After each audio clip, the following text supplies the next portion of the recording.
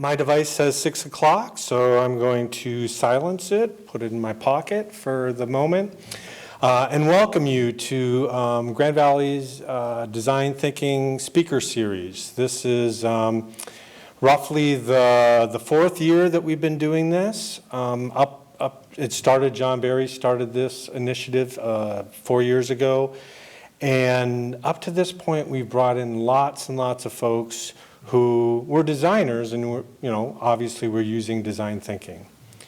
This year we wanted to expand and start thinking about other folks who were demonstrating creative, collaborative problem solving and applying that to really challenging situations. And West Michigan is full of people like that. And so we wanted to bring somebody in. I was familiar with Fred's work and decided that I'd contact him. We sat down, had a wonderful lunch, and I shared with him a little bit about what design thinking was. And partway through that lunch, he said, I do all of those things. And I said, exactly. And so what we're really trying to do with the speaker series this year is focus on design thinking in the wild, right? So how are people actually using the methods, the mindsets, and the model of design thinking in their work? And Fred is certainly doing that. I'm not going to read to you, it's in your program, all of the things that Fred does. But I guess I should have started by introducing myself. I'm Dave Coffey. I'm the director of the Design Thinking Academy. I'd also like to thank the Provost's office, whose generous support allowed this and other events around design thinking to happen, and the Dean's office and the Brooks College of Interdisciplinary Studies. All of these folks ensured that we could all be here today and have this opportunity to share.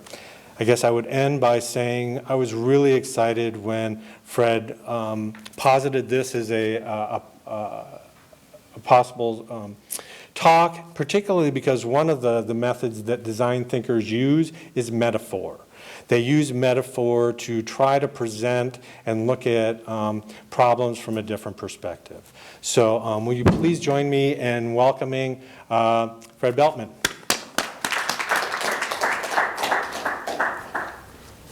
Thanks. All right, thank you. Welcome, everybody.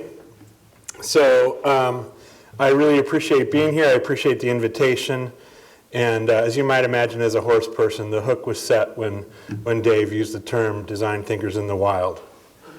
I thought, well, if I'm out there in the wild like wild horses, doing something naturally, then I'm in. So, and we came together based on a talk about collaboration that I did, and another talk where I talked about kind of living according to your ideals and bringing sort of purpose and mission and vision into our life. Sort of what is the good life was the question for that one. So the idea of these different things in different areas in my life that I've worked on them. I've been in the beer and spirits industry for a long time. I started out that illustrious career as a music school dropout, so I've been in the creative side, the artistic side, and very much have always been driven to sort of this idea of if we know what we're going for, if we all come together and get this shared vision and figure out how to work together, we can creatively express our ideas and put something beautiful into the world. But when this idea came to me and I was kind of presented with this other model of design thinking, I thought, well, I'm going to leave you guys to kind of figure out where the overlap between the design thinking model is, since there's some expertise in the room there. And I'm going to tell this other story and kind of we'll see how it shakes out. But I was really drawn, something over the last couple of years I've been working on is not only becoming a better horse person and learning how to collaborate with the horses, but really it has not been, it's not a new idea for me. It's been something that's building for years, that the work I've done, the learning that I've had, and how I've had to change in order to be a better leader for our herd has definitely affected me and helped me in my human-to-human relationships. So as I've been working on preparing and beginning to teach people this composite model that we've put together, either teaching them for the purpose of teaching them how to work with horses, literally and specifically, or drawing out these lessons and figuring out what we can do with it. So that's what we're going to do. We're going to go through the principles, guidelines, and methods that make that model up, and then we'll see where it takes us from there. So I think first I'll start with my horse story. So it's interesting in a few different ways. One, it started as an adult. So at 30 years old, I moved to Michigan shortly after getting married. We bought a house that came with a horse. So it wasn't the story of riding since I was a little kid. I did grow up near horses, and I had sort of an affinity for it. I think the first thing I wanted to be as a little kid was cowboy. But I didn't get into them. I didn't necessarily get that expertise or that experience. But here I was, 30 years old. We were inheriting, so to speak, a 27-year-old gelding named Sundance. And we were able to just kind of take over the situation. So that meant his feeding routine and kind of how to care for him, his barns, everything was already set up. So it was a great way to come into it. Now, another part of this is that my wife is a psychologist and in Michigan and has a practice, and we were immediately, before we'd even moved, when we just had the idea that we were going to be adopting this horse, we were looking into, are there therapeutic models, are there mental health models that work with horses, and imagine what we could do. And so, and then we did begin that. We took some workshops and trainings and uncovered a world that's partnering with horses to help people through mental health, which eventually led to working with EGALA, the kind of global standard in equine-assisted psychotherapy. But the way that relates now is that we were coming into this with this eyes wide open approach. We were already, kind of almost hippies, and so we were very open to the idea of natural horsemanship and learning their language and how can we do this with kindness and cooperation and I think that's different than kind of learning generationally from a horse family who's done it this way since Grandpa did it and his grandpa did it. So we were able to take this in a new way, and I think that is going to influence, it did influence me from that point forward, and it's definitely going to influence what I share in this talk. So within the first year or so, we'd gotten pretty used to living with Sundance, and we had started this relationship, and he was old and kind of retired from riding, and so we found another horse, Blackjack, and there's a whole, I'll try to not go into every detail of these stories, but we brought him home, and he was a lot more anxious and nervous and spirited than he had been when we looked at him at this other barn, and so that was just interesting. It was presenting new challenges, and my big question was, I don't know if we're right for this horse. I don't know if we're giving him what he needs. He doesn't seem to be comfortable or relaxed or confident. He was scared of water being poured in a bucket. And he was very kind of shy of humans. And, it's not a big stretch to start thinking there's probably some rough handling in his past and that he was wary of what was going to happen next. Well, so we were on our process of learning more about both things, and we spent a week in Kansas at a friend's barn who we had met through the therapy world, and they had a bigger operation with many horses and an existing program, and so we were going to spend a week kind of interning there and getting our learn on. So while we were there, our house sitter, who was a vet tech, called and with concern and said, Blackjack has an abscess on his hoof, so she's a vet tech, so she knows more about this stuff than we did. So an abscess is kind of an infection in his heel bulb, and she said, I'm trying to treat it. I don't really know what to do. She's not a horse person. She was an animal person, but she didn't really know how to handle this already nervous horse. So she called our neighbor, this 30-year horse operation that's a big established horse barn. and kind of old school cowboy in the way, probably the world that blackjack came from. And anyways, in this call, she said, well, I didn't know what to do, so I called them, and they came out to help me. They determined he needed antibiotics. He wouldn't let us treat him. Do you have another halter? Because he broke the one that he's in. And she was very upset as well because when blackjack kind of broke the halter away, shying away from the needle, the syringe broke off, and the neighbor, in their old school way of managing horses, punched him in the face, called him a stupid horse, and, basically gave up and walked out. So, I was incredibly upset, not only because my horse was hurt and being treated this way, but, I realized that we had to figure out what to do. And so it really affected our perspective from there forward. I had already been learning about natural horsemanship and some of these ideas that you'll hear from me about kind of pressure and release and how to invert some of those things and not have to use that punitive, forceful way. But, well, first of all, to wrap that story, my advice was stop everything. He's not going to die from an abscess, but we can't continue to deliver that sort of treatment.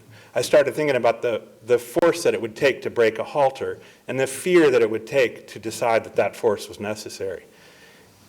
And I didn't want it in my barn. Pardon me. So, coming home, it just meant that this was no longer a hobby idea. This wasn't just an interesting article on how to be better at this thing. This was whether this horse could stand for a vet again, whether this horse could have his feet trimmed. Because without that care, without that cooperation, a horse's life gets shortened.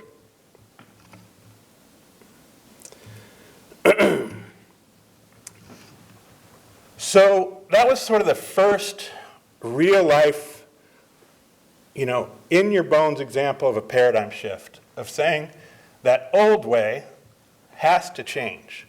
And there were already horse trainers that were morphing, that were part of this paradigm shift, and a lot of them became mentors and influencers, including a trainer that we were working with, but also just people out on the clinic scene. This was underway, but it just became very real for me that we had to think about, do we want to be lording control? Do we want to establish this relationship based on control? Or would I rather be a leader, a herd leader with this horse and have him follow because he wants to, because he believes he has a leader and he has safety in this group, in this herd between horse and human?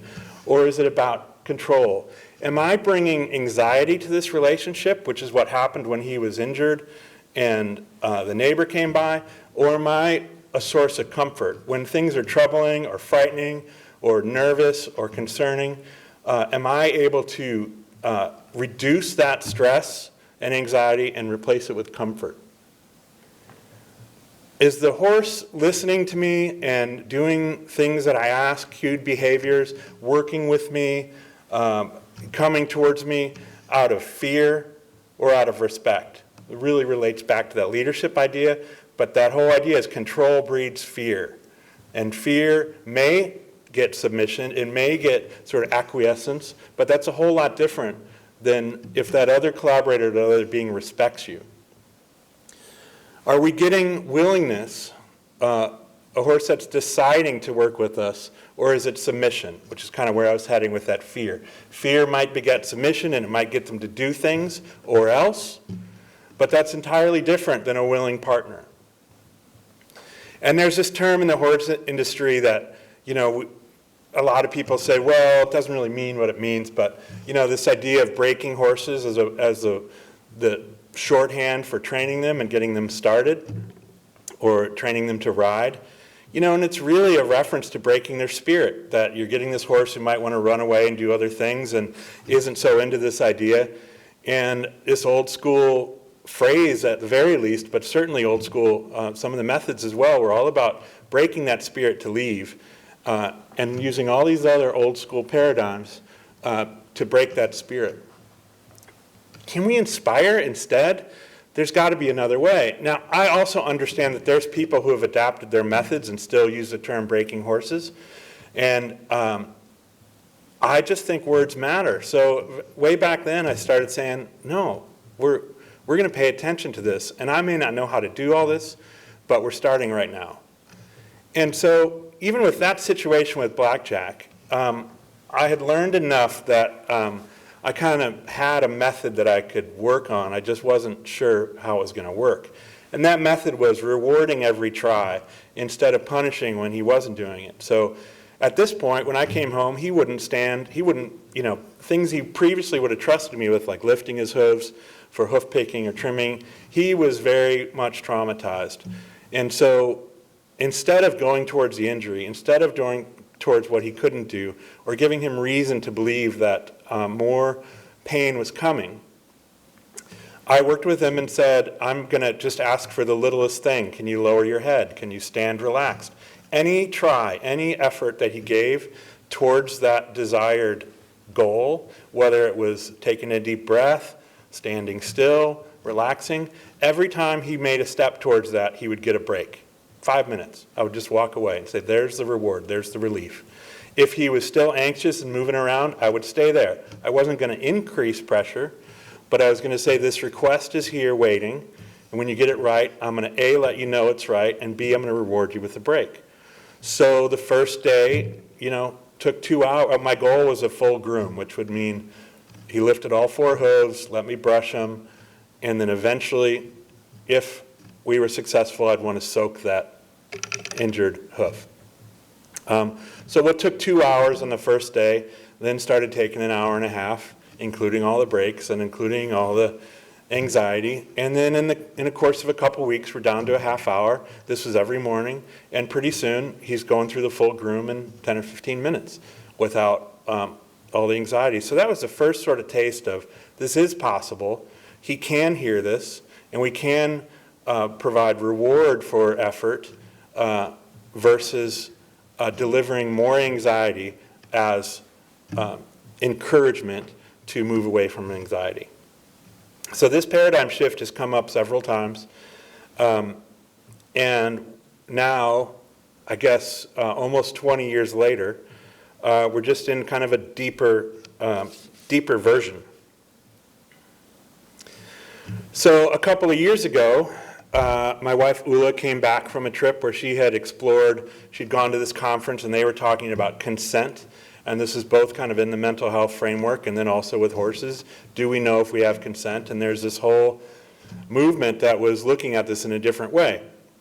And so when she brought that back from New Zealand and we were having the conversations at the farm, my horse trainer brain had a little bit of defense mechanism to it because I thought, well, yeah, I believe that we're doing this in a way that we know we have consent and we have willing partners and we're doing our version of horsemanship in a way that I think lives up to that standard.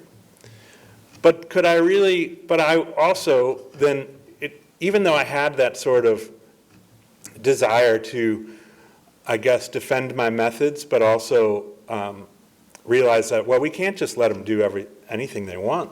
This idea of changing the ask and asking them what they want to do, from a trainer point of view, with horses, a 1,000-pound animal that can injure you, either intentionally or just because they moved in a way that you didn't expect.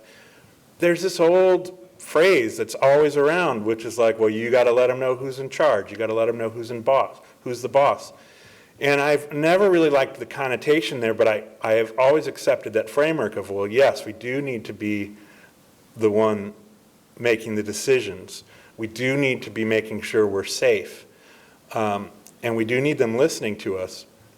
But so I had that as well, like, well, this idea of listening to the no, it's like, I do believe that I'm doing it in a way that I'm proud of, but speaking to it and really answering that question and being able to demonstrate that we were compassionately hearing a horse say no if they were? How do we know the difference between a yes and a no? How do we know the difference between willingness and submission? That got a little trickier. And so this also happened at a time where we had a volunteer at the farm who I was beginning to train how to work with horses. And she was also coming into the practice to do the Igala model work with us. And so it was a great opportunity to sort of crystallize and say, well, if I believe in our philosophy, we need to start spelling it out. We need to make it clear enough that we can teach somebody else, and clear enough that we're rock solid in understanding this relationship and what the horses are saying. So words matter, right? So the first thing I did was look at the word horsemanship and throw it out, at least for our purposes. Again, I think there's lots of people doing great things that are still using the word horsemanship, but in this day we are talking about consent is one of the things that popped up in this examination, let's say, and it's also happening alongside of the Me Too movement and all these difficult and heartbreaking stories where consent was not considered or granted. And so horsemanship just felt like a gender-loaded term that really harkened back to control and training in a different way. So I thought, well, what is it that we do if we're not going to use that word? And, you know, simplicity swings, as they say, and I've always been an advocate of collaboration. So simply put, our model, our method of working with horses is now referred to at our barn as horse and human collaboration, because that's really what it is humans and horses finding a way to work together. And then as it goes for me, I didn't think of this linear path of like, well, first you have to learn how to hold the rope, and then you have to learn how to do this. And it's I didn't think about techniques stacked one in front of another in a specific order. I thought about this more holistic overview of what is it we're trying to uphold. And in my work over the years, I've just become very connected to the idea of values, that if you understand what your values are and you keep them in line with your work towards this goal, towards whatever your vision is, that you'll be doing it in a way that you can be proud of and be effective in. And so here, that's what starts this idea of these principles, is that what are the principles that are going to make up, or that already make up our way of working with horses? Those principles are choice, which to me is is relating to that idea of consent, because any being you're working with can't consent if they haven't been given a choice. So in all of our methods, we want the horse to be able to make a choice. Now, we may be campaigning for a choice. We may be encouraging them towards the choice that we're considering the right thing or the best thing or the goal. But we want them deciding that that's good to do versus believing they need to, or they're in trouble, or they're unsafe. And that does sort of connect to these next principles of respect, which we talked about earlier. We want them looking up to us. And, well, even looking up is sort of a weird phrase. It's looking to us with respect, and we're going to look to them with respect. It's mutual. But we want them to believe that we are worthy of respect and worthy of trust. That if we're asking them to go with us, we're asking them to do things that might be scary or challenging, which might just be trusting another human if they've come from a traumatic situation. That trust is something that we know is going to be essential to a working relationship. And again, as we get down the road into guidelines and methods, we're going to always be checking those things against these principles. Is this method, is this guideline working towards upholding? Is it going to bring more presence of these values, or is it outside of them? Because if it's outside of them, then we need to find a new way. Then we need to move it off the list and replace it. So this is always this sort of checkpoint of, are the things that I'm either being taught or trying to figure out or deploying or teaching, are they living up to these principles? And that includes mutual benefit. This should be good for all of us. I think the whole idea of collaboration is that it's setting aside yourself to work for this greater good, this common goal, this shared group dynamic. And that has to go with these horses too. I think that's, I'm a positive person. I'm a relentless optimist in a lot of ways, and it's going to come up in other points during this talk. But you'll notice that I like to find ways to not focus on the old way, but look at what we're replacing with it. Somebody recently at a farm-related event told me, you can't just pull the weed, you got to plant the next thing to be successful. And I think that this mutual benefit is the positive voice of saying that there are a lot of stories in the horse world where horses were being used as a tool, and it was explained in that old farmy way of, well, they're just a tool. They're not really looking out for the well-being and health of the horse. Maybe the health so that it will keep working, but not necessarily that well-being side. And I believe in a collaboration. All parties are walking away thinking they're better for that project, for that work, for that relationship. And then softness. Softness is both probably, it could be referred to in the guidelines and in the methods, but it's the principles that we're going for this idea that we can do this with light communication, without force, with delicate, subtle communication. I think that's a goal in just about everything we do as humans. Certainly it's been for me as an artist and creative person, the idea of music and language being exchanged when you hardly see, when it's wordless, and musicians can kind of turn on a dime because they heard a little nuance in that language. That's an example of softness, and we want the same thing here. We don't want to require big, strong boundaries in order to work together. So these principles were also a big pivot for us about 8 or 10 years ago.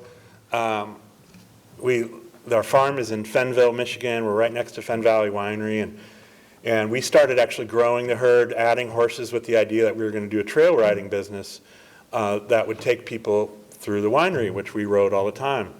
And it sounded charming. It sounded like a great collaboration between the businesses. And these principles actually ended up being a pivotal point for me that turned me around, because I thought this idea of softness and collaboration is that I really want the horse listening to the rider, listening to the human, whether you're leading them on the ground or riding them, that this should be a dialogue, this really delicate, amazing conversation. And if you're going to do a trail riding business, and I've been on a lot of trail rides for hire, the horse is usually trained to be safe no matter what. The rider's coming for a tourist experience for an hour. They're not necessarily learning how to ride. They're not learning the language. They want to sit on top of a horse and be taken through some beautiful scenery. And I'm not judging that. But what I started to realize is to get ready for that business, I was going to have to train my horses to not listen to whoever was with them, and instead listen to the horse in front of them, or listen to me or the trail guide. And it just, that simple thing sort of turned me around. I said, I don't think I can do that. I don't want to tell them to stop listening. And for a horse who has that as a job, I think there are still ways to uphold mutual benefit and kind, worthwhile treatment of a horse, but it wasn't going to work for me. I thought, we got to do something else. I mean, our business was growing in terms of providing equine-assisted therapy in the EGALA model. So the herd growing for that benefit worked. But I just thought, I'd much rather teach people how to have a deeper relationship with the horse. I'd rather welcome people who are interested in some ongoing development and working with a horse when they're standing on the ground next to them just as much as they are when they're in a saddle. And so this idea of collecting our principles and thinking about what it was we want to do actually turned our business in a big way at that point. Okay, so getting into more. The idea of collaboration kind of is organized in my mind in two modes: be with and work with. So this is basically recess and work. And the idea is that if that idea of letting horses do whatever they want is part of our relationship, is that we want to give them freedom to move as a herd, to act naturally, and to make their own decisions. But we also want to be able to go to work and get their attention and request that we do some collaborative cued behavior. So this brings other things, that we want to be able to shift between these smoothly. In the Igala work, we're looking for the horses to their response. They might be acting in metaphor to the client's story. We don't want them doing trained behavior. We want them acting as a horse with good intuition and just doing whatever moves them at the time. So they need to be acclimated that they're allowed, they're empowered to do as they choose when they're off and when they're in be with mode. And we can come in the pasture and stand next to them and not ask anything of them other than, hey, I'm going to be here. Later you'll hear one of the concepts is, I always aspire to be the cool teacher that can have a relationship with the students outside of the classroom. And we know the teachers that inspired us, and we know the ones that we would move across the street from if we saw them outside of school. So that be with mode is like, we still want to have our role, but we want to be able to turn it off. And work with means, okay, we're going to ask for a different sort of attention. And when we get that right, things are smoother. So guidelines. I like to look at this as sort of contextual framework that should be present in no matter what we do. And the way this talk's going to go is I'm going to kind of pull out a lot of the details that make up our model and method, and then we're going to sort of distill them back down, and you're going to start to see how they relate to everything. So I realize we're not teaching you guys how to work with horses, but I do want to continue to sort of pull out these pieces so you can see the shift, the paradigm shift that happened when we had to really evaluate every single action we did with the horses and how does it relate back to living up to our principles while putting together strong communication. So first of all, we're going to learn from herd dynamics. The horses have this natural hierarchy. They use movement to determine who's where in the herd and who the leader is. For a prey animal who's constantly looking out for threats and concerned for their safety, this idea of having a leader in the herd is in their DNA and is a matter of life and death. These horses may not be looking out for mountain lions, but it is in their genetics to constantly understand with any group of beings who is the leader, who's in charge of deciding when we bolt, and they will do that through movement. That is the language they speak, and for us to share language with them, for us to ask them to understand some of our cues or requests or confirmations or exchanges, we're going to need to, like any two languages come together, we're going to need to know how they express it so that we can compare that and connect it to how we express it, and now we're going to have shared language. Communication informs all methods. No matter what the tool is, whether it's a halter, a rope, any method, any tool is going to be to communicate a request versus express force. So instead of pulling a horse somewhere, we might, if we need to make contact, if we need to provide encouragement, and maybe that's still through a rope and a halter, it can be taps and tugs, and we can add other contextual momentum, and then when they move, we say, yes, you got it. So even if it involves contact, are we using it to communicate? That is at the core. The herd leadership role is earned. So basically, the core of a lot of different approaches to working with horses, that you're the herd leader and they're going to listen because that's what they do in their natural dynamic and hierarchy.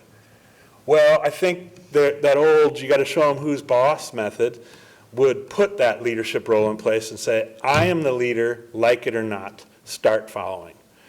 And our version is saying, listen, we're going to use movement the same way you horses in a herd use movement.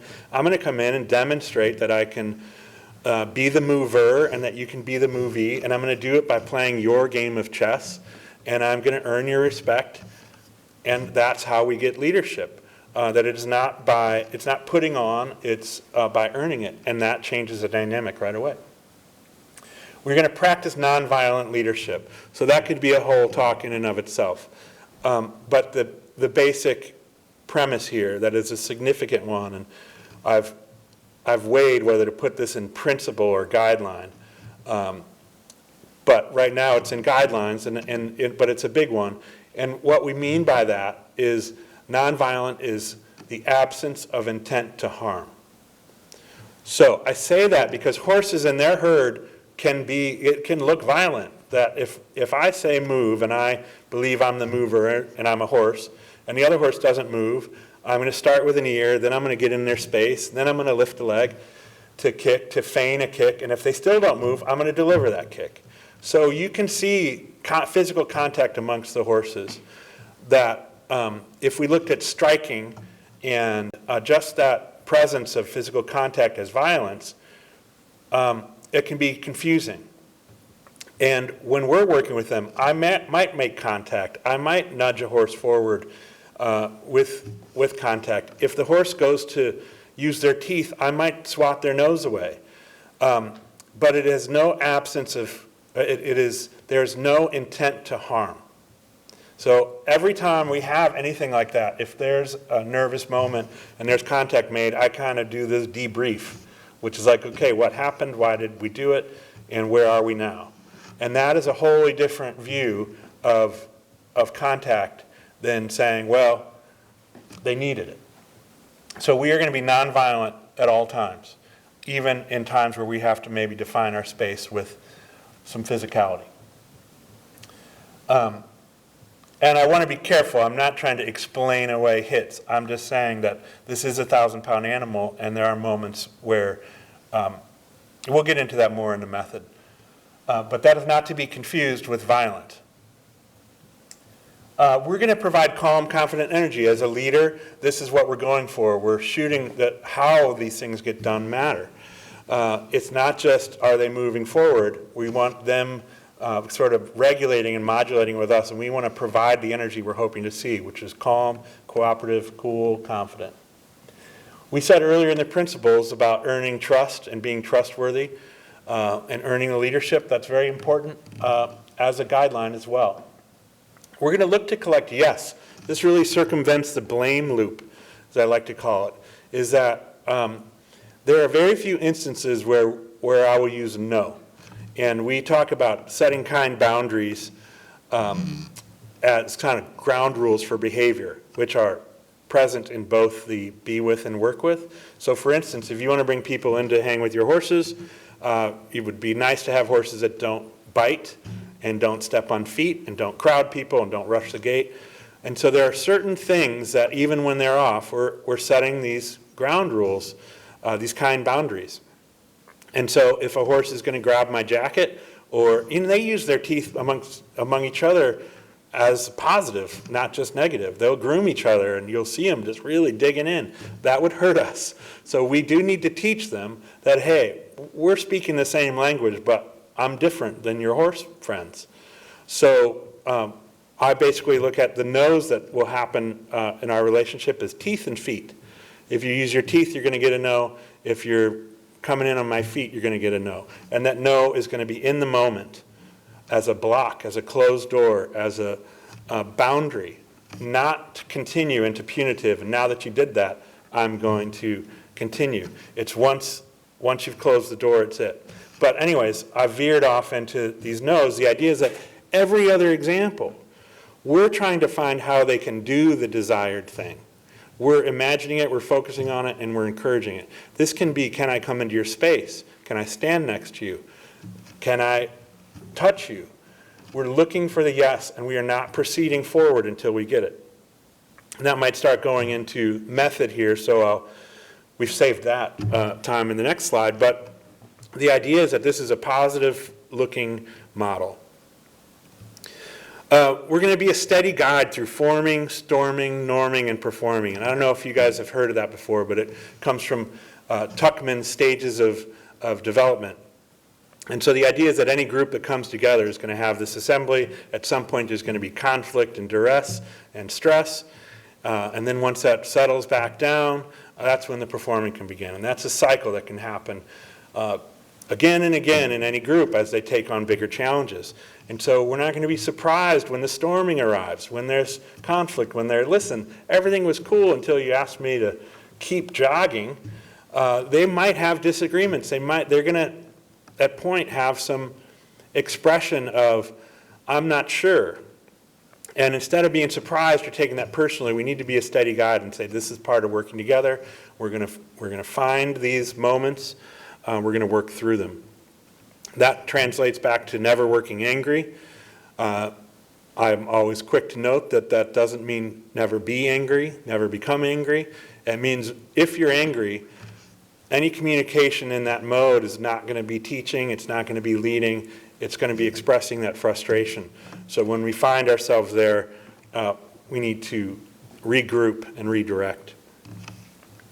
We're going to relate to the trauma-informed principles. So this, similar to design thinking, was a model that came from the mental health world, that once I started talking about this and organizing these principles, it was shared that, well, this is essentially very similar or parallel to the trauma-informed principles, which are a model that says you're going to assume that most people have some degree of trauma and that they need to feel safe, they need to have choice, they need to be able to trust, and that will let them move forward. So it's especially present and needed in the healthcare world, where if somebody is a victim of trauma and the practicing people are not finding a way to provide something that feels safe and give that person choice when they feel out of control, that it will exasperate instead of collaborate. So animal that is prey by nature and also then has maybe this specific animal or the overall history has also been victim to trauma from training methods. We need to assume that these things are relevant from a very core part of that horse's being. That if they feel, and so it's just relating back to that we can learn from different areas, but if our principles are in place, they're going to feel more capable moving forward. We're going to assume the best. We're going to aspire for level-headed collaborators, believe they're capable of making decisions, believe they can do it even before we start. So that really avoids a lot of labels and negative envisioning. It strikes a very personal chord for me when I hear somebody saying, well, my horse is stupid, they can never figure it out. I think, well, I believe you're encouraging them to believe that. So we're going to assume the best. And we mentioned be the cool teacher. And we mentioned setting ground rules for kind boundaries. So those are the guidelines, this framework that we're going to move forward with. So we get into method. This is specific skills. Approach, engage, and lead. This relates to collecting yes. So that means that this is this sort of three-part thing that sometimes when I'm teaching can be very drawn out. If we're looking to, we call it collecting a horse now instead of catching a horse. If we're looking to collect a horse, this starts with when you're approaching their space, are you being mindful of your energy? Are you asking, are you looking for the yes? Do they give you some indication that we're good to move forward? Engaging then might be touching their shoulder and making contact. Leading then is whatever the requested action is. I'd like you to lower your head. I'd like to put this halter on. I'd like to walk forward. Whatever it is, if we don't get a yes at the first level, we can't expect a yes at the next one. So if they move away when we approach, we can keep asking. It doesn't mean the day's over. They said they don't want to go to school today, so they don't go to school. We can continue to ask, but we won't move forward until we get a yes. Reward and release refines. So I was talking about that with blackjack, that reward with release. When you do the desired action, I'm going to release the cue. Maybe that may be for a split second in a highly tuned collaboration, and it may be really obvious if we're working on something new.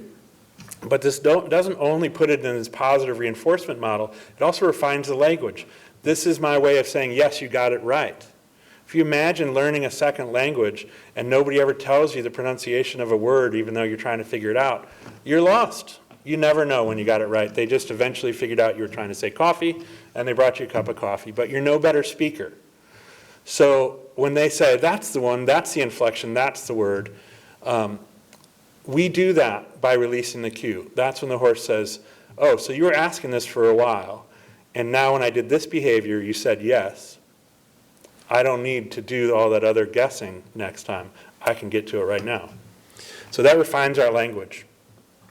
Talked about the no, and how I like, when in the work with mode, I really like to focus on the yes. But active listening is the difference of hearing the qualifying the no. We use a lot of parent-child metaphor. We use a lot of teacher-student metaphor in learning to work with horses. Of course, we use this. I love using the horse model to work with people as well. But active listening is a difference between understanding when you need to encourage that kid with the fake cough to go to school anyways, and finding out there's something real going on. Is it resistance out of like, I kind of like hanging out here with my friends eating hay? Is it confusion where they don't understand the cue yet? Is it a lack of confidence? Is it fear? Is it pain? Are they not doing something because there's an injury? So if we're listening, if we're really listening, we're going to understand how to deal with those different no's and respond in a way that makes sense. And that is a whole different way. Collecting yes and active listening changes that whole you got to be the boss thing. We are leading. We are still campaigning for yes, but we're also willing to hear the difference between any resistance. Learning in the stretch is this idea that you guys have probably heard about, the comfort zone, and that when you stretch from your comfort zone is where the learning really happens. And the next stage after that stretch is when you start to get into anxiety and panic. And so this is a reminder that the learning happens in the stretch.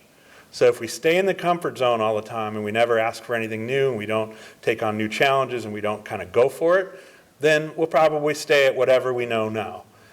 So we do want to stretch, we do want to try those new things, but if we get towards anxiety and especially if we get past that and start to get towards panic, learning isn't going to happen anymore. So we won't be doing anything productive, and we may be ramping it up to something destructive, to where they start to look for a way out. They start to fear. So that starts to connect to these other ideas of safety as well. That if they're feeling challenged but are still with and expressing frustration, that can be the stretch. That can be a very learning space. But we're going to ease up. We're going to circle back to something closer to comfort when we get into anxiety or fear. We're going to start with the subtlest cue. This is again about refining language. So we're always going to start with our imagined softest cue. And then we'll add more compelling context. So we'll start, if we want them to walk from a cluck, we have to cluck first, and then show them to walk. And eventually they'll be like, I understand, cluck always means walk. So if we want subtle, we need to start with it and progress from there in supportive steps. You've already probably gathered that positive visualization is a big part of this. If we can center ourselves on where we're going, what we want, this can be as simple as eyes up looking on a fence post if we want to walk towards that straight line. But if we imagine it and really center our core, then we're likely to communicate that to others. This is a big parallel with people. We're much more willing to follow somebody who has a clear idea where they're going and has really got it in their core. Positive reinforcement is around that idea. We've already talked about it. This is not punitive. This is rewarding the try. This is rewarding the desired behavior and supporting and moving on from there. Punishment is just not in our barn whatsoever. The closest we'll get is a strong boundary when something looks unsafe. We may need to act quickly with enough drama that they hear it right away and right now. But there will never be punishment. It sort of follows that stretch idea of like punishment just is not in the learning mode. And it really breaks down trust. Good outnumbers bad. This idea is that for whatever they're learning or doing, if there's something scary or frightful, when we get it right, when we get to a place of comfort, we need that to be the 100 times versus 1 versus the other way around. If they've been scared of something, if somebody's whacked them every time they've come into the barn, and then one time we don't, they still believe the every time. So for us to make really transformative change in this relationship, we're going to need to demonstrate that the consistent, constant thing is that good thing, whether that's our behavior or theirs. So from a training point of view, that means we need repetition in that. Whenever they're doing it really well, we need to stay there for a little while and let that become the new norm. And that's another way to kind of stay in positive reinforcement. Productive unpredictability. This just goes back to that listening mode. We want to not be so patterned and so pragmatic and so routine that they can start guessing what we're going to do next. We really want them saying, Fred's my leader and he's going somewhere. I don't always know where, so I better listen. That's going to be a really active, engaged conversation versus we always go this way out of the barn. We always do it in this order. That can be a willing partner, but if they start guessing, even because they're, I know what he does next and I want to do it, that guessing can arrest that live wire conversation. So we want to do that when it's productive to do so. Where's your belt buckle? A strange method to list, but it's really about your energy and pressure and support, whether it's pressure or support. So where's your belt buckle is literally understanding where your core is and thinking of that as a flashlight or as a laser beam, and that we either need to keep it turned off if we're approaching, we don't want that horse to move away, and then when we're asking to send them away from us, we can use that. We can point it to their hip for forward movement, toward their shoulder for lateral movement, and in front of them to slow them down or stop them. So they're very keen to body language, and for us, one thing that will center the rest of our body is paying attention to where our core is pointed and where it's not. So, one way for us to put this into human terms is think about a close talker that you've had an experience with. And if they come into your space and are really facing you head on, squared shoulders, your response is that you want to move away. You need space and you're going to move away from that pressure. Now, I'm not saying that our belt buckle is the equivalent of a close talker, but it has energy that's moving that direction. So I would be the close talker if the horse wasn't listening and I needed his attention and I needed them to move away. I might get in their space and just claim it and get close enough that they say, all right, I'll move away. And again, that's much more communicative than forceful. But it's understanding body language and understanding that it's happening whether we know it's happening or not. So we have to be more aware in order to be fluid. In the language example, we use that metaphor a lot. There's a difference between knowing words and studying language in school to becoming fluent in a native land, or non-native land, I should say. So we're going to support with energy that basically has to do with rooting interest, and that if they're needing momentum, if they're needing energy, they're needing support, we're going to provide that with energy. Again, very much on the positive thinking mode. We're going to have rooting interest and help them. Work at liberty often. So this is an idea that the term at liberty with horses just means that they have ultimate choice. They don't have a rope, they don't have a halter, they're loose. They might have a pen, a fence boundary, but at liberty is when they can move as they please. And so what I find is that it's so engaging and so energizing to the relationship when we're asking them to do stuff and we're not connected to them and we're not able to kind of fall back to that crutch of making contact all the time. And so there's a lot of horse people. I should also say that in general, when I want to refer to the way that we don't want to do things anymore in this paradigm shift, I sort of make up this fictitious horse trainer that does all the things I don't like. So just to be clear that I'm not singling any one person out. But I have seen, and especially this fictitious horse person, I've really seen there's horses who are highly trained and powerful, unbelievable athletes who can't be with people without a halter on. They can't make it from point A to point B. They are in the stall, in the halter. They have this connection, and you can see that people, they don't want to let go because they don't know what's going to happen. And I think, well, your relationship is only half there. It's sort of like if your kids ran completely wild the minute they left the house, you're not quite ready for them to grow up and go into the world. You gotta work outside of that, more structured relationship and be able to have. It's really a test for willingness, but more than a test, it's a way to willingness. That if we work that way all the time, and sometimes it doesn't work, and we keep at it and we keep at it, and then it starts working. Now we have a real relationship growing that's different than I need all of these tools in order to feel safe around this other being. So that's a method that we use. So next up, I wanted to give you kind of a real life story. And we're going to be close on time here, so I apologize for running a little long, but I'll get right to it. But this is sort of a story that will share the bookends of what this model can look like for a horse. And it's a compelling example of what we can use in our human relationships as well. So a couple of years ago, in 2017, in April, friends of ours, Tom and Jenny, discovered a horse that was in severe need. He was stranded, alone, kind of trapped in a shelter in the winter. And we were brought in to help get him to a next home, which we did. He was sedated in order to be gelded and loaded onto a trailer.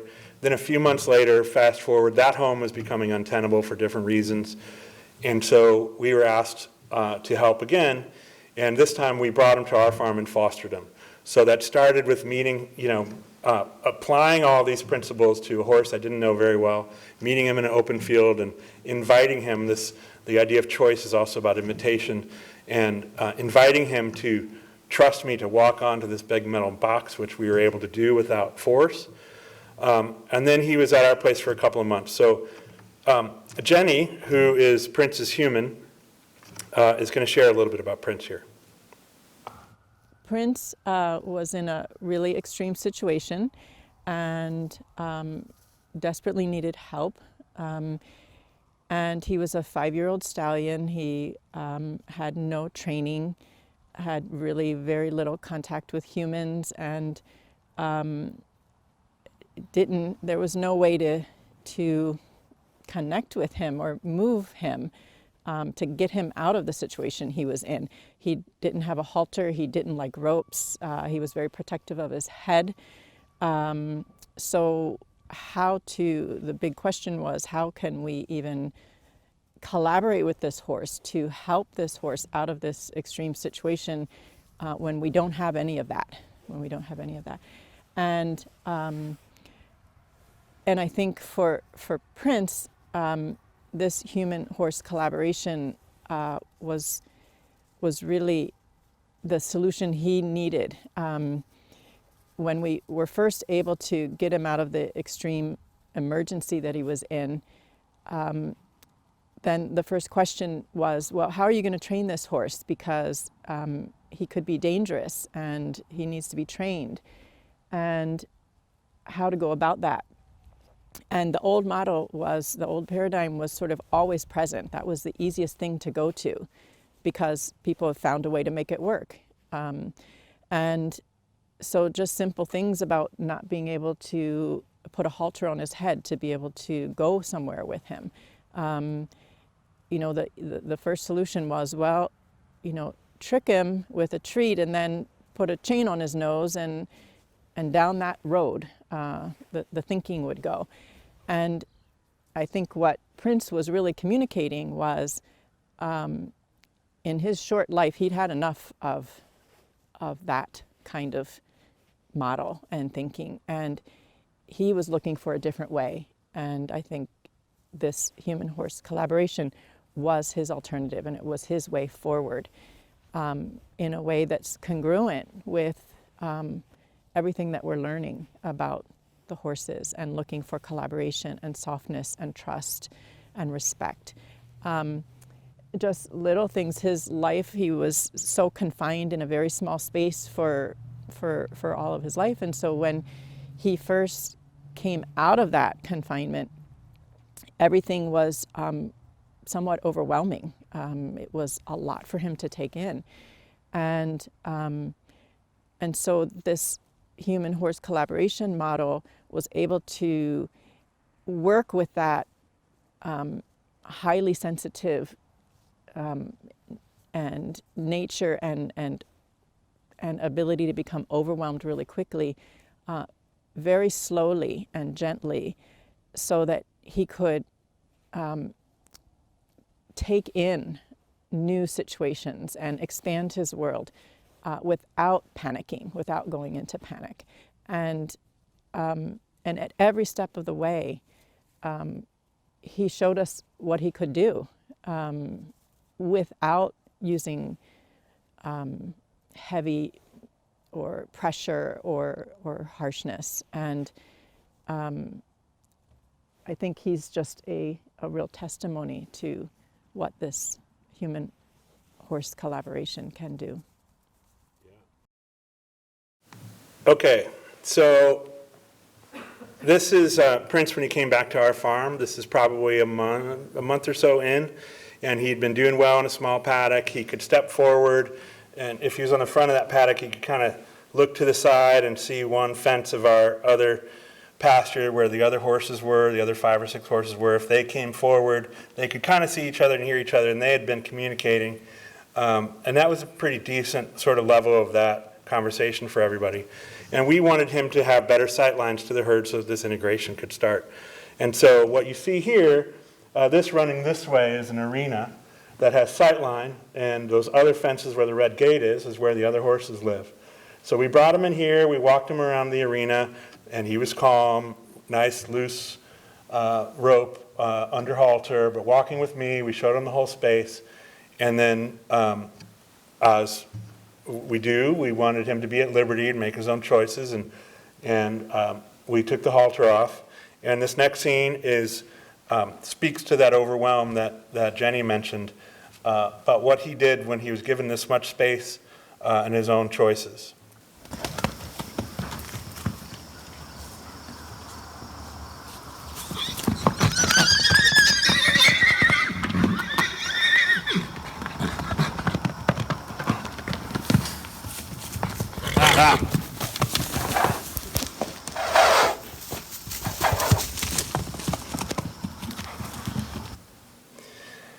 Okay, so it makes me feel good that we haven't heard that squeal from him since, but it breaks my heart to hear him at that, what I can tell. I don't know how it relates to people not around horses, but that squeal and that running is definitely in that panic zone. And so at this point, I'm looking, you see how the land rises to that other fence? And he was eyeballing that top rail, which doesn't look very high when compared to the grass on the other side. And so what you'll hear when I hit play here, hopefully if I can not go to the next slide, is I say, that doesn't look very high over there. And what I do is I climb out of this fence here to the right of the screen to go over there and just be a visual block. That doesn't seem very high right there. And what happened next was he went to the middle, took a running start straight at the fence where I had climbed out and jumped. He almost cleared the top rail, but his feet hit the top rail, broke it in half, and then he jogged over to his small paddock where he'd been living for a month and grazed. So he retreated to what he knew, to where he had a world that was the size that he could handle. It wasn't probably until we told the story a few times that it didn't dawn on me until later that he exited exactly where I exited. That he basically, there was such an absence of leadership and an absence of relationship that I had already become, and he was calm, following me and being close, but this space was something that he couldn't handle. And when I bailed, again, that's an example of I wasn't intending to express a lack of confidence or anything, but I suppose I was. I didn't believe that fence was sufficient. I thought something dangerous might happen in a minute. I thought he might jump. In terms of visualization, I imagined it. I climbed the fence, and so did he. So what's amazing, though, is what happened next. So now 2 days later, I started working with him in the round pen. So the round pen is sort of the Rosetta Stone of this language, because it lets us encourage movement, but we have this circle boundary that keeps them moving around us. So if horses are learning leadership by who's the mover and who's the movee, this lets me move him without having to move alongside him or as much. So what I'm doing, swinging the rope out with my right hand, is providing visual momentum from the rear, which sends him forward. I'm clucking to try and get him to understand that that's what that means. And on this side, you'll see sometimes I shoo him out because he's wanting to cut in towards the barn. But this is very likely the first time we did this. And it's 2 days after that panic in the arena. So I'm choosing to use a line, partly because 2 days prior he had leapt from an arena. So I want to be able to encourage him with the line. Again, we're trying to communicate that there's an end to this rope. So when you see him pull against it, it's usually because he got to the length. I'm trying to show him where the end is. Yes, he's more comfortable. Started out pretty zoomy. Okay. Changing directions is a little confusing, Yeah. but he's getting into a steady pace. Yeah, much more. He's still looking outside of the pen. Yes. Hopefully we want to get past that. Yeah. So we're on a smaller line, and you can see that there's more comfort and confidence coming in this horse. I'd love to say that was strategy, but the first line had broke because it had dry rot, not because of anything really extreme. But that then encouraged me to move to this lead line. We're changing directions by cutting him off and then sending him away. So that was a desired reversal of direction, all through body language. And that clucking is a cue that he doesn't know yet, but he's learning as we go. Now we're back on a long line, a little heavier line. This is maybe a half hour later. And he's at the rail. He's not needing to be pushed out as much. His head is more relaxed. Yes. His pace is steadier. Much more. So this is learning that happened in a horse who had a propensity for panic. But what we're trying to do is provide leadership along all these principles. Yeah. Yeah. And when he gets it right, when he gets yes via relaxation. So we're not clucking and waving our hand when he's going. We're doing it when he needs little nudges forward. Nice and slow. The device in my right hand we call a lunge wand. Here I'm changing directions by cutting him off, letting him know his head needs to come in, and then sending him out. And we call that a wand because it's really an extension of my hand. I'm able to provide visual and or sound behind him. And even though people traditionally call that a lunge whip, we do not, because we're not conjuring that image and we're not using it in that way. It is for communication. So now he's free lunging without a line, and this is maybe 2 weeks later. A much more confident horse already. And here I'm asking him to move with clucking and belt buckle, basically. I'm directing my energy towards his hip and rear end. And as he moves forward, I'm just staying with him supportively, but he's not getting a lot of cues because he's doing it. Now I'm kissing instead of clucking, and that's a cue that I'm teaching him to go to that next gait, which is a canter. So this is a 3-beat run versus a 2-beat trot. He went there from a verbal cue within, he was getting that on the second or third time we tried it. I don't know how many times this is. Here, I step in front and I say, let's trot. I'm teaching him the verbal cue by the physical placement of putting the brakes on, by putting my belt buckle in front of him. Now I'm asking for a walk.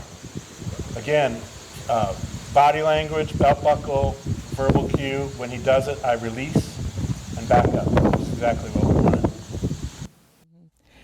I think in this model, from the get-go, there's not a concept that of bad behavior or that the horse is being bad. There's an interest in listening actively to what's going on with that horse and to finding a way to collect a yes. And to me, that's a huge shift. That's a huge paradigm shift. Instead of using power over and to assume the worst, in this paradigm, there is just noticing what's going on in the horse and actively listening to that communication and trying to find a way forward and finding a way that a place where the horse can say yes. And that might mean adjusting goals. It might mean breaking down a goal into several little steps and starting very small and building capacity and building a strong yes at that level, and then adding the next piece on, and having the patience and the time to do that. So this is a couple years later. Prince did spend some time at a farm in Traverse City, just kind of socializing when we didn't know we were going to be his forever home. But he's back a year now, and we're teaching him long lines as a way to teach reining. So this is a horse that was afraid of ropes. Now we're going to ask him to back up with slight pressure on the rein to kind of put it in reverse, and then clucking, which means movement. We're going to go for a back, so we're going to put slight pressure, and then cluck for movement.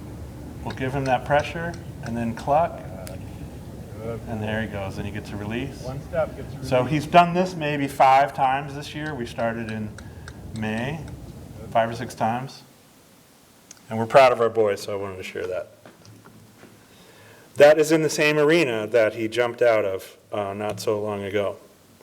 So now, the big part is, how does this relate? So there's a lot about horses. I think you can extrapolate a lot. I hope you've already been thinking about your collaborations and your relationships and how these principles can apply. But I just wanted to bring it back to that and kind of frame it up for us. I won't spend as much time on these as I did the guidelines and methods, but the collaborative action is on the left in brown, and the benefit to the relationship and all parties is on the right in red. And the idea here is that in all relationships, horse or human or otherwise, if we reduce and remove fear, we're going to gain more trust. If we look for and collect yeses, we're going to be building confidence and belief that they can do it. If we provide choice, we can have willingness. If we visualize what we want positively, if we really see and believe what we're going to do, then we can have shared vision. If we can communicate successfully subtly, then we will gain softness.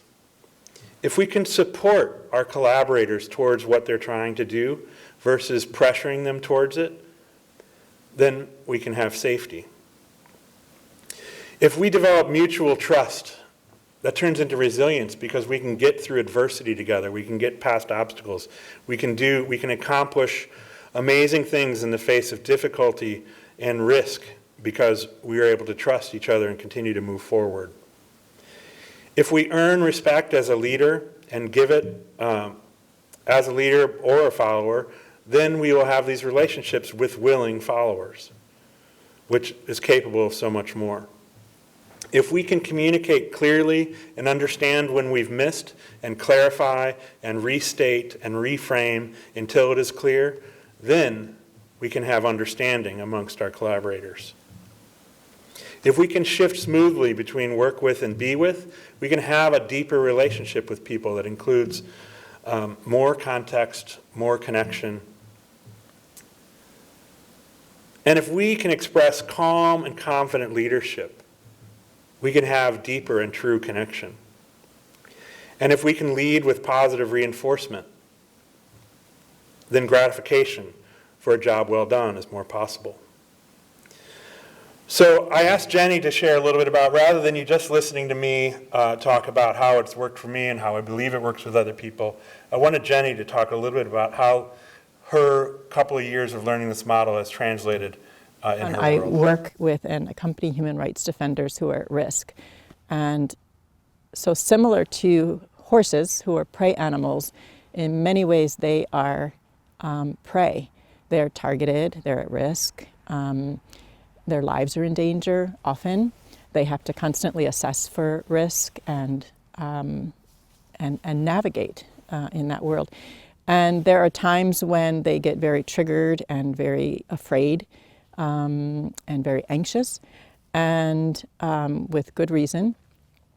And I think one of the real fundamentals of the horse-human collaboration is when there is fear or anxiety or something to be afraid of out there that the horse considers that they need to be afraid of out there, that the human, rather than going there with them into that state of energy, the best support that the human can provide is to reground and come back to this really calm, steady state of being and energy that the horse can come back to, and to just hold that that energy, that calm, steady, regulated energy, so that the horse can come back to it.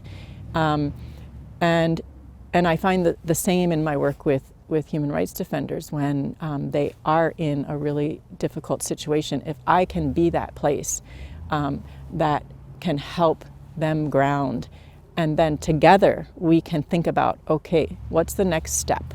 And then we can make a plan.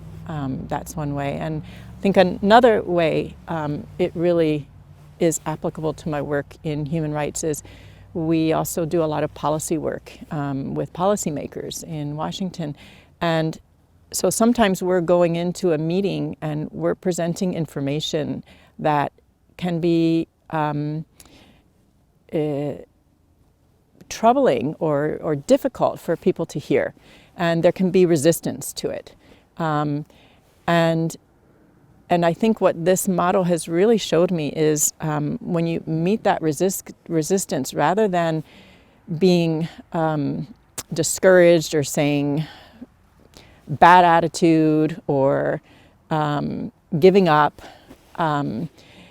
to just really come back to, again, your center, to your grounded principles, and see where we can find a meeting place, where we can get a, yes, I can hear you on that. And we may not come out of that meeting with our ultimate goal, which is that this policymaker signs this piece of legislation that we'd like them to sign. But we may get collaboration on something else. We may get, okay, I'll sign that dear colleague letter, or I will place these 3 telephone calls and I'll get back to you with what I find out.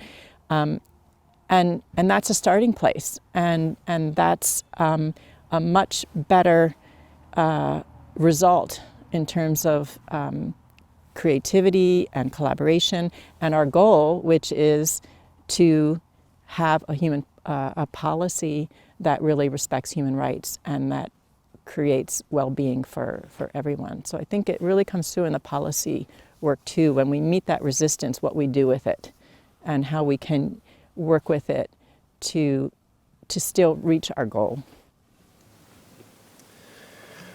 So, in closing, I just want to encourage you to think of different ways you can bring this to your relationships, to your collaborations, because the big question for me that I hope that this conversation, that this perspective can lead us to and can encourage is, what does change look like when we lead with choice, respect, trust, mutual benefit, and softness? Thank you.